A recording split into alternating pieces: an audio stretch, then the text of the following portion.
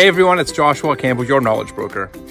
Well, it's not a super cold year by any means, but keeping your house as efficient as possible is super important to save energy.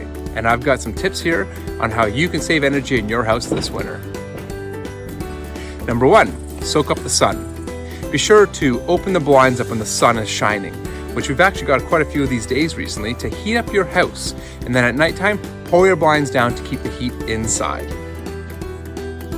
Number two, seal those leaks. While we think that drafty windows and drafty doors might be a challenge to block up, they're actually quite simple. You can go out and get some weather stripping for your doors, sometimes even your windows, and check the caulking around your windows to see if it needs some refreshing. And number three, my personal favorite, change your furnace filters at least twice a year. Not only will this help with the efficiency of the furnace and the efficiency of your air conditioner in the summertime, it actually keeps your allergens down quite low in your home throughout the entire year.